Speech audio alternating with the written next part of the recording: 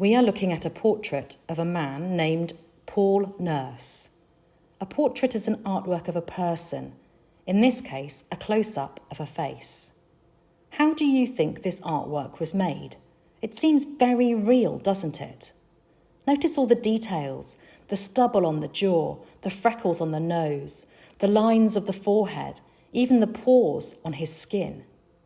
It's as if we're looking at him through a magnifying glass. Many people think that this is a photograph at first glance, but it's actually a painting. It's very realistic, isn't it? So real that this style of painting is called hyperrealism. The painting was made by an artist called Jason Brooks. Many of his portraits look like giant photos. He spends time with each person or sitter before he paints them, taking photos and making sketches. He'll then work from a photo and reproduce their likeness using an airbrush.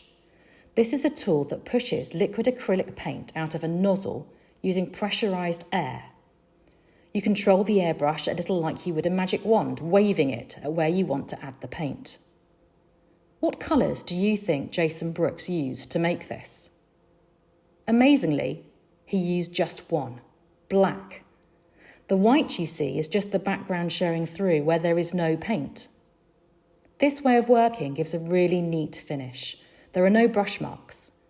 It's a quick way of working too because you can efficiently cover large areas in paint. This is handy when you're painting on a large scale, and this is a pretty big painting, 171 centimetres by 271 centimetres.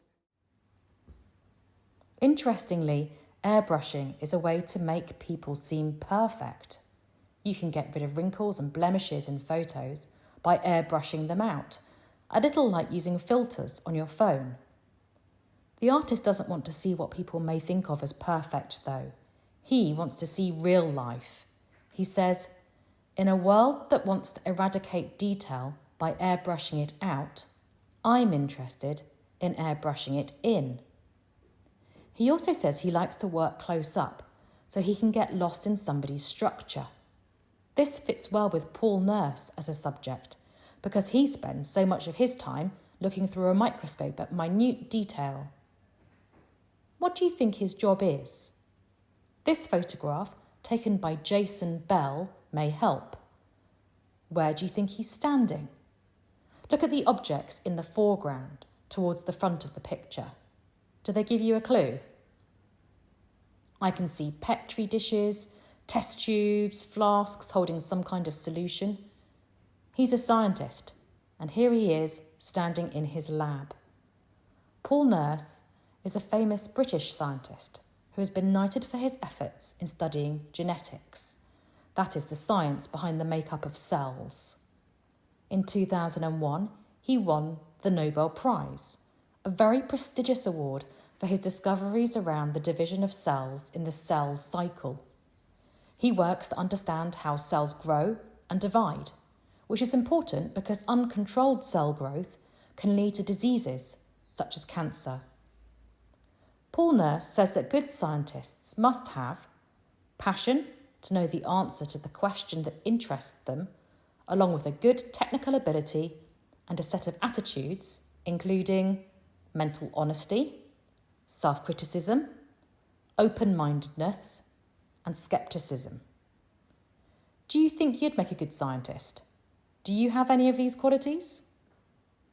Going back to the painting of Nurse, how old do you think he is here? You can tell from the lines on his face and his greying hair that he's had a busy life thinking hard about important questions. He was 59 when this was painted, in 2008, and he had just finished his term as the president of the Royal Society. This is the oldest scientific society in the world and was set up by King Charles II to promote and to support science. It is a great honour to be elected and an even greater achievement to be made president. And it's a tradition that every president has a portrait made when they leave their term of office. That is what Jason Brooks has made here. I wonder what Paul Nurse is thinking. Is he remembering his achievements so far? Is he thinking about what is yet to come? Recently, he and his team have played a part in understanding coronavirus. At the Francis Crick Institute in London, where he is the chief executive and director, he has offered his labs up to help in the fight against COVID-19.